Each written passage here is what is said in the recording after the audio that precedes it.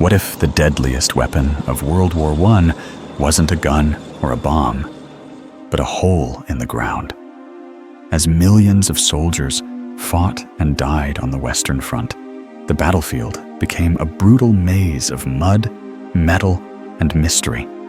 But behind the horror was a hidden system, sophisticated engineering that turned trenches into tools of survival and slaughter.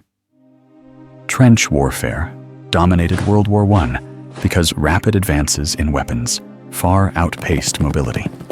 Both sides built massive networks of trenches protected by barbed wire and artillery. The result? A deadly stalemate where even a few feet of ground could cost thousands of lives.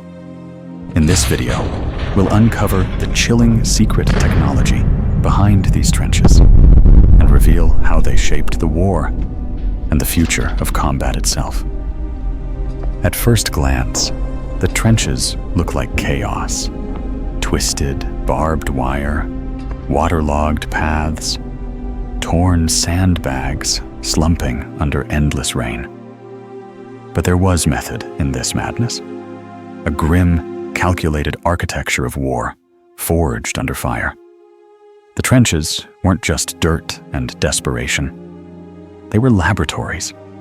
Brutal, wet, rat-infested labs were some of the most ingenious and horrifying technologies of modern warfare were born.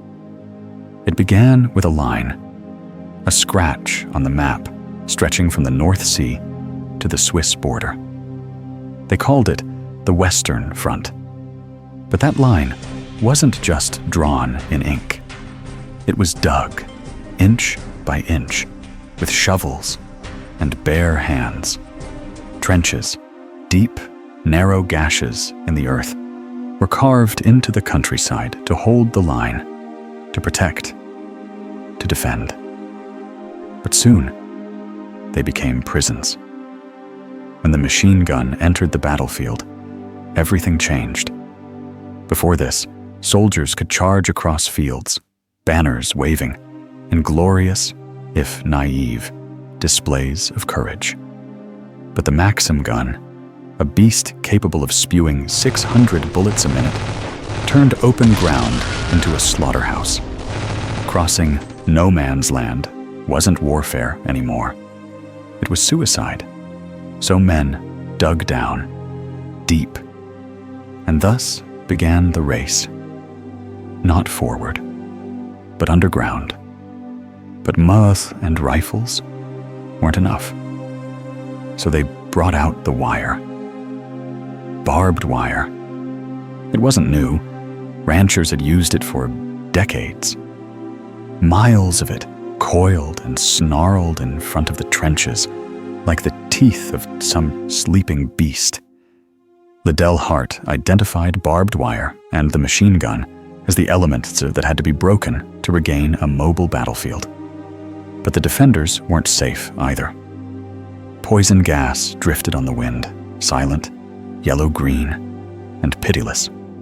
Soldiers made improvised gas masks by urinating on a handkerchief and putting it over their nose and mouth so the urea would disable the poison. Tear gas was first employed in August 1914 by the French, but this could only temporarily disable the enemy. In April 1915, chlorine gas was first used by Germany at the Second Battle of Ypres. Exposure to a large dose could kill, and those not killed could suffer permanent lung damage. But the gas was easy to detect by scent and sight. Phosgene, first used in December 1915, was the most lethal killing gas of World War I.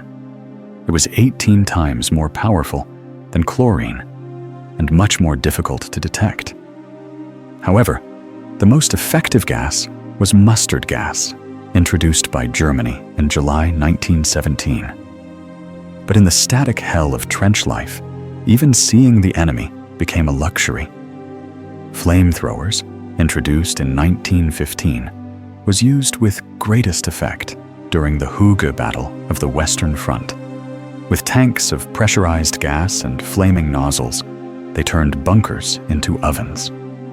Enter the field phone. Long before walkie-talkies, soldiers strung wires, literally laid lines under fire, to connect officers, artillery crews, and forward observers.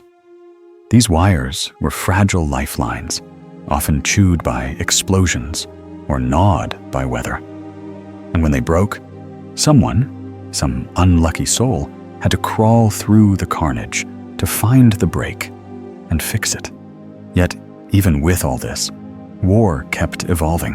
And then came the tank. It was 1916, the Battle of the Somme. Tanks were developed by the British and French as a means to attack enemy trenches by combining heavy machine guns or light artillery guns, protection from small arms fire, armor, and battlefield mobility. The British tanks were designed with a rhomboid shape to easily surmount barbed wire and other obstacles. The tank was slow, clumsy, hot inside, like a furnace. Between the two world wars, many nations developed their own unique tanks and divergent theories of tank tactics. Germany successfully combined their own tanks, plus Czech tanks from occupied Czechoslovakia, with infiltration tactics to produce blitzkrieg during World War II. And so, the war became an arms race of survival. The flamethrower gave birth to flame-retardant materials. Poison gas created a generation of chemists. Tanks led to anti-tank rifles. Every step forward opened another door, and behind it, another nightmare. But for all the technology, all the machines, all the cold logic of war, it still came down to people. By 1918, the war had devoured over 16 million lives. And yet, it had birthed a strange kind of progress. The flamethrower, the periscope, the tank, the gas mask. None of them existed in this form before. And even after the armistice, the legacy remained. Thanks for watching.